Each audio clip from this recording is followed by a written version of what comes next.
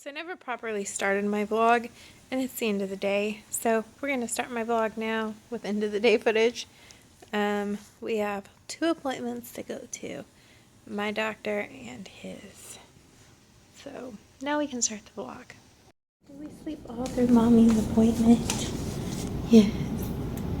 Yes, we did. All through mommy's appointment. So I'm stuck in the Taco Bell line. I don't plan on vlogging when I have him in the car with me, unless I'm like stopped or the situation. Of course, I say I'm stopped and it starts moving. But we finished both appointments. I've got to get something to eat. I'm like shaking. I'm gonna have like, so I'm getting some bean burritos because I have like nothing at the house for lunches. I ordered all these lunches for when Justin was home on our grocery order and dinner stuff. And now I'm out of food again, so I need to do a grocery order soon. But he keeps waking up and crying on and off, and I feel so bad. So bad when that happens. But yeah, we're moving again. So we're home from the doctor. I was in such a rush this morning. Like, I think I have old makeup on my eye. But I didn't, like, I showered. But I didn't, what are you doing?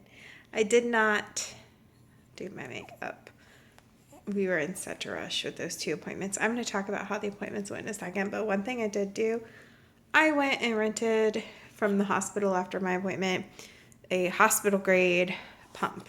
Because I am not playing. We are trying to get our supply up more. I just want to take a minute to say too, I don't know if some people realize, like newer subscribers or people might not even, because I, like my whole pregnancy, I think I got to like 1 video about PCOS and pregnancy, and I'll do like an updated 2nd and 3rd trimester one, but I have polycystic ovarian syndrome, and I appreciate tips so much, but I promise you I am doing everything I can to make enough milk. I am drinking the tea. I am eating the lactation cookies. I am drinking more than a gallon of water a day. I am pumping constantly, nursing as often as he will let me pop my boob in his mouth. And I'm doing everything I can to get my supply up. I went and rented a hospital grade pump because I have the Medela. What did my insurance send me? The Medela. It's a double electric pump. It's not the one that's in the backpack. I think it's the same one that comes in the backpack. I don't know what it's called. Anyways, it's, you know, it's not the, like, most, I don't want to say shittiest one, but it's not a bad pump. It's just not as great as hospital grade. Everything I read online said you'll get double the milk each pumping session with it, and it'll help increase your supply. It's also what the lactation consultant said. So I went and I rented this sucker. Look at that. Look how big the case is for this thing. Like, you guys, it's huge.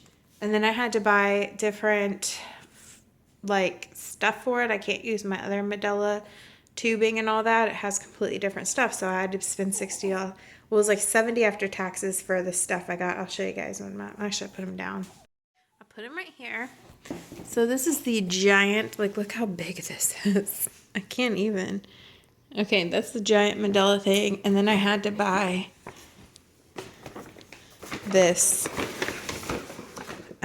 made for the hospital grade pump. It's different than the ones I have. So I'm going to sanitize this and try to pump for the first time. We'll see how much I get. Usually after nursing him all day and I pump like every 2 to 3 hours, I will get from both boobs an ounce or less. I mean, I know I'm nursing him too, but I feel like I could get more. I feel like there's more in there and the pump's just not getting it. So that's why I rented this. It was $25 a week or $100, and it was like $180 after taxes for 3 months. And I was just like, I'll just rent it for the 3 months. I use my health savings card. I don't know if you guys have that when you have like a high deductible. So you have like a health savings account that's not taxable. Like some of your paycheck goes into it, but they can't tax it because it's for medical stuff. And all your breastfeeding stuff now with the new healthcare law and stuff, you should be able to use your health savings for it. So certain stuff, not, I don't know. You'll have to look into it because everyone's different, but all right. So I'm going to sanitize this and I guess we'll try to pump. In his puppy swing with the puppies watching. And now Mama's going to try to pump. So Jackson is having his supplemental formula for the night. He is he's like had his breast milk, now he's having this. I'm gonna try to go over the doctor's appointments and then in the vlog because I'm really tired. So his appointment, his baby acne is so bad that usually they don't give them anything for it because it's just hormones left over from pregnancy in the baby's body. That's what causes baby acne. It's not anything they're eating or you're eating or that you can do. You just best keep their face clean 3 times a day with warm water. I wash his face with Baby Mild soap in the morning, and then every time he gets formula on his face, I use a washcloth and warm water and wipe it off real good.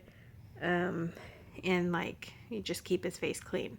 But that's not going to make it go away because it's hormone related, and she said it's not current hormones like that you're giving him through breast milk. It is lingering hormones from you in their body after pregnancy.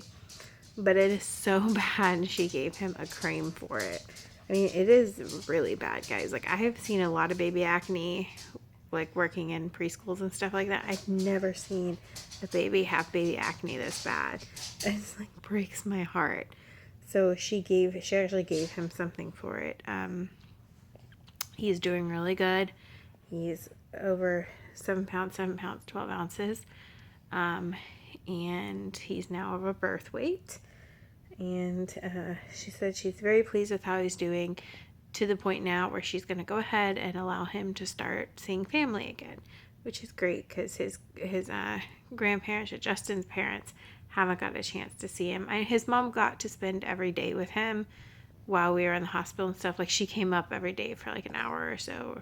So she got to see him, but Justin's sister and father-in-law only got to see him the day he was born, and then Justin's father-in-law, my father-in-law, and then Justin's has a half brother, and they still haven't even met him. So she also said, because I was nervous about my niece and nephews meeting him because they're kids, and first they said not till 8 weeks, but she said if they are out of school and they're feeling fine and all this stuff, then that's okay. She's like, but if they hold him, it's just for a picture. They can't just be holding him for a long time. So she gave us the okay on that. She said she feels really confident with how well he's doing and improved so much, and he's just doing awesome. So she said once we've kind of let family, slow down, buddy. Once we kind of let family see him, then we can start letting our close friends see him. We're probably going to see Liam though, so that I just want the boys together when he's still really little. I'll probably just do pictures of that the first time they meet, but we consider Liam family because Liam's my godson and Crystal is Jackson's godmother. She's like family to us, so we'll be seeing Crystal and Liam. They never leave their house though, so Liam has no germs. Basically, he never leaves the house either, like Jackson. So yeah, she said we'll do that, start with family friends. But if anyone's traveled on a plane or a bus or a boat or whatever, a large travel, then, or my grandma's going on a cruise and some of my family's going on a cruise, and they can't see him till they've been back from the cruise for 2 weeks and they felt fine. A 2-week period of feeling fine is what they said. So that's how his appointment went. We're really happy that he finally gets to start seeing family again because I know it's hard. She also said if I need to go to run to Target and get diapers or something, that let me switch she said, so if I need to run to Target and get him diapers or something and Justin's at work, she said that's fine. Just wear him with because I have the baby wrap, wear him so strangers don't get close, because usually when you wear those, they stay out of your personal space more. Or put him in his car seat and like close up the canopy thing, like close it up completely so that people don't come get in his face, because she said strangers have absolutely no boundaries when it comes to babies, and just keep people away from him. If Justin and I want to go eat and we know a restaurant that's usually not crowded at all, she said that would be okay, but keep him in his car seat or in the wrap. And don't let people touch him or be near him. Basically, it's just keeping people away and keeping people out of our personal space, to help keep him from getting sick. But yeah, so I'm probably going to have to meet my sister, because she lives an hour away. I'm probably going to have to meet her at a restaurant that's just not busy, for her to see him, because she hasn't seen him since she saw him twice in the hospital, but she hasn't seen him since. But I'm not ready for people to come over here with the dogs. Like, the dogs are still adjusting. I'm just not ready for that yet. So that's what's going on with him. We're really excited. Family's excited that he's doing that well. There's some things people need to respect, like not kissing him. Some people don't understand that, but you don't kiss a newborn. Like, spread germs. Like, it's just, yeah. And that's not even just coming from me. That's coming from his doctor. She said, like, no kissing. Like, me kissing him, I don't go anywhere. So whatever he's exposed to, he's like, I'm exposed to, it's fine. But, like, family that's out there and, with people all the time or getting exposed to all these germs, that's a big no-no. And, if people take it personal, then they're taking it personal for no reason, but that's like doctor's orders. Do not kiss him, is what she said.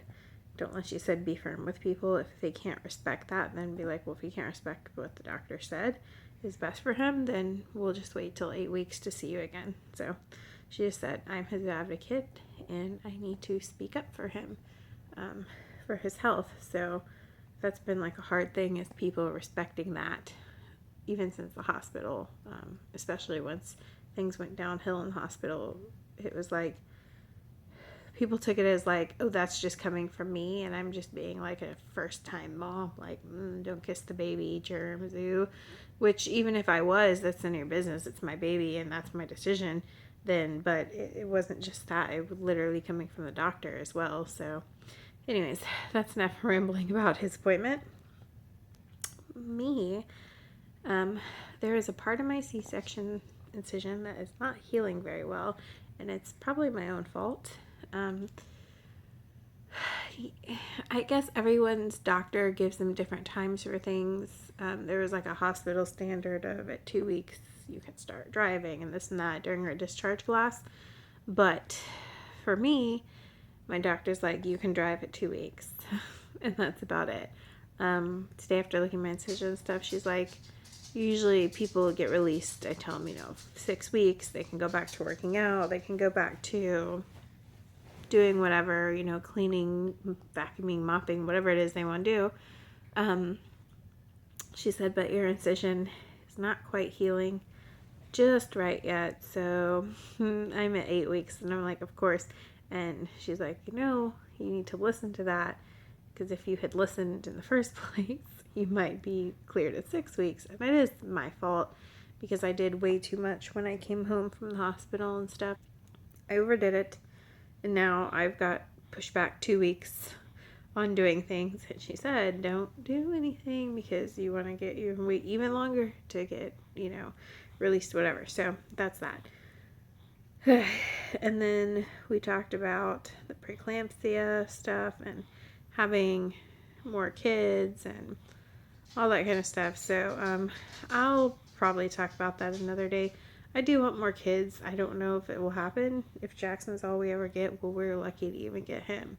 I don't know. Yeah, I want to lose a lot of weight, basically, before I get pregnant again, so that I lower my chances of that happening. But there's no guarantee that will help. She said, honestly, I did everything right in this pregnancy. She said she's proud of me, and there's a lot of things when she met me that she made assumptions about because I was overweight that I would get gestational diabetes, and I didn't. Even though the day I tested, there was, I think there was like 8 pregnant women in there with me drinking the same stuff, and her nurse had told me that day I was the only one that passed, and those women were like thin and super healthy looking, and I was the only one that passed my gestational diabetes test. I only gained a total of 5 pounds during my pregnancy. When she asked me, just don't gain over 15 because I was overweight. I just did everything perfectly, and that she just said she was really proud of me, and that, you know, it wasn't anything I did wrong, and it just happens sometimes, and it could happen no matter how much weight I lose again, but it might help my chances to prevent it next time. And if everything goes good next time, she said that we can absolutely try a VBAC as long as everything's healthy and stuff. I will talk about why we had to go with a planned C-section. I'll do a whole video at some point.